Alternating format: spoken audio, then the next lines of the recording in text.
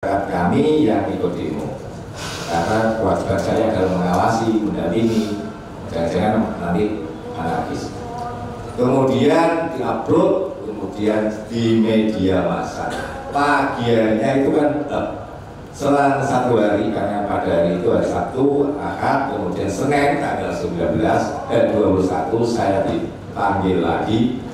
Yang inti rapat itu undangannya itu rapat koordinasi. Di situ saya ditanya, kemudian bagaimana kok jenengan menyatakan Bupati arogan, kemudian yang kedua menyatakan bahwa mau menurunkan Bupati Pati, kemudian yang ketiga ingin mengajak massa lebih dari 50.000, padahal bisa diklarifikasi lewat video, lebih dari 50 orang. Sampai di situ kemudian tak suruh untuk kepala DPRD, kepala inspektorat, tak suruh untuk mendengarkan sampai beliau itu durasi berapa, tidak ada pernyataan saya mengajak lebih dari 50.000, hanya cukup mendampingi 50 orang. Kemudian di tanggal 21 Juli itu hasil klarifikasi dari inspektorat, saya dikenai pasal di Pergub 55, di pasal 42 dan 47. Kemudian di Pergub 56 pasal 6. Ini pasal-pasal yang memberatkan saya. Kemudian setelah saya telah bahwasanya pasal itu adalah pasal yang berat, hukuman berat, sanksi yang berat terakhir, maka saya berkesimpulan bahwasanya saya diberhentikan oleh Bupati. Padahal menurut Undang-Undang nomor 6 dan setelah pembaruan Undang-Undang nomor 3, tidak ada yang memberhentikan perangkat desa adalah Bupati.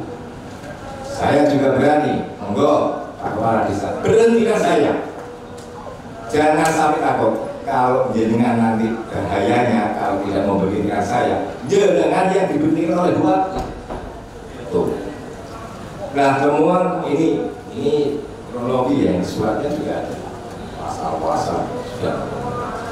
Kemudian yang tidak kalah pentingnya waktu itu, kenapa tidak Pak Camat waktu itu ya? Kenapa kok tidak untuk menentukan letak objek pajak, kemudian SJOP, tidak melihat situasi sudah berapa tahun itu SPPT itu dibuat? Sudah 25 tahun. Makanya ini juga pengertian dari BPKAD ya. Ada yang tidak layak dan sekarang menjadi layak. NJOP-nya juga kalau itu NJOP digunakan alat sebagai kenaikan PBB. Nah ini banyak sekali data-data yang naik, ada yang 6 juta, ada yang rumahnya peyok, rumahnya peyok, ada yang 800.000, ada yang 1 juta, sampai Pak Camat beli Pak tanah ini, beli kalau harganya kok sampai mencapai 1 miliar, karena pajaknya itu 1.300.000. Padahal di ladang itu ditanami ketela saja, pernah saya sewa itu harganya 500, dapat hasil 600.000.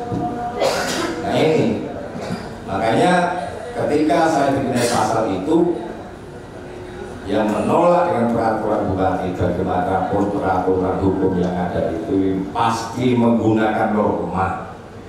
Makanya norma Bupati ini saya tolak.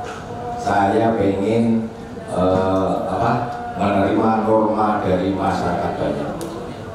Itu. Terima kasih. Terima kasih Pak Cuk.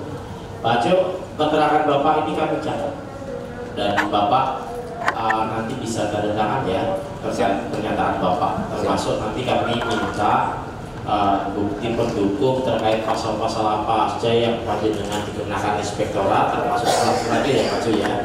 Oke. Saya yakin Pak Cu tepat sudah menyampaikan A sampai Z. Ada teman-teman yang mau menanggapi? Pak Madun, oke. Saat ini dengan posisinya dalam skorsing atau apa? Tadi saya posisinya sampai dari ini dalam posisi mendapatkan sanksi atau pembinaan atau apa, itu tolong sampaikan. Langsung jawab ya? Ya, langsung. Terima kasih. Waktu surat ini diantar oleh Pak Camat bersama saya juga ada di balai desa sedang dengan mengetuk beras ya. Itu saya ada. Kemudian dari hasil kesimpulan karena Bapak Kades tidak bisa untuk menyopot ya istilahnya atau memberhentikan saya, mungkin mau musyawarahkan di Bapak Camat sama Ketua DPD sampai saat dalam waktu 3 hari itu jadinya saya masih tergantung. Kemudian saya datang, bagaimana nasib saya di inspektorat. Ketuanya saya beri ya, mohon maaf ya, agak rata-rata karena saya sudah tidak percaya lagi dengan hukum waktu itu. Sampai dampaknya pada istri saya sakit beberes kaki. Saya bawakan bendu, dan mohon maaf, saya bawakan bendu sambil menunggu. Pak, nasib saya ini gimana? Ini karena juga hasil keputusan klarifikasi jenengan. Kalau saya, nurani saya, kamu nurani nggak bisa dibohongi. Ini kan jujur saja, saya bilang gitu. Coba saya koordinasi sama Pak Bupati. Itu jawabannya. Lebih cepat lebih baik. Kalau tidak, nyawa taruhannya antara Bapak dengan saya. Itu Pak Inspektor lagi. Iya, saya dibuka. Ya, Oke. Ya, maksudnya sama Pak Madiun maksudnya. Oke. Jadi tergantung. Jadi posisi Anda sekarang ini tidak dalam skorsing, apa ya, masih tetap aktif? Tetap aktif. Ya, tetap aktif. Tetap aktif ya. Oke. Surat belum cabut? Ya, absen masih saya simpan. Oke. Bapak, ada lagi teman? Pak Lasso. Di Jembul Gunung itu yang menang 01 per 1 Wah, yuk. Kalau menang 0-2 siapa? 0-1 siapa? 01 yang jadi ini. Oh iya. Nah, menang mana? 0-2 ya. Yang kedua, ini kan cuma satu aja. Yang kedua, Pak Jenengan punya BAP dari inspektorat. Nah itu tak foto nggak boleh, kemudian tak tertangi, cuma saya tertangi. Tak foto nggak boleh. Pemeriksaannya siapa Pak? Waktu itu kepala sendiri Pak Teguh, Pak Teguh siapa aja? Oke, Ini ada Pak Teguh. Ya. Pokoknya Pak Teguh. Gitu. Baik, lanjut. Ada lagi teman-teman? Cuma pendapat aja Pak Ketua. Jadi terima kasih Pak Teguh. Jadi memang banyak BAP yang harus kita minta ke inspektorat terkait dengan hasil pemeriksaan orang-orang yang harus dibina. Bukan cuma Pak Teguh saja. Tapi dari kemarin kita periksa itu banyak itu, kita harus tahu berita acara pemeriksaannya seperti apa. Mulai yang dari dibina, yang katanya dibina dari Jakenan ke Tayu misalnya, satu. Kemudian yang diturunkan jabatannya. Nah itu kita harus tahu BAP-nya. Terima kasih. Baik, terima kasih. Sementara Pak Cuk, stop di situ dulu ya Pak Cuk ya. Geser ke Pak Nur Ahsan. Ya. Langsung dulu ya Pak. Monggo Pak, kami pengen tahu Pak kondisi di daerah jenengan, di sana jenengan kaitan pajak dulu. Masalah KTP terima atau happy dengan kenaikan pajak atau bagaimana, atau setahu Bapak seperti apa? Monggo Pak. Untuk masyarakat khususnya Kutoarjo pada dasarnya memang keberatan Pak, karena jauh kenaikannya itu. Baik Pak, di tempatnya jenengan kenaikan ada yang lebih 250% nggak? Banyak Pak. Banyak ya. Banyak. Oke, kenaikan ada yang lebih 50%. Terus terkait dengan pajak ini Pak, sekali lagi pajak dulu. Kondisi warga setelah diturunkan ini senang atau tetap biasa-biasa aja Pak? Untuk menyikapi tentang pajak turun itu kita juga memberikan sosialisasi Pak itu kepada karena mereka itu kan punya kering-kering itu, jelas kita memberikan informasi bahwa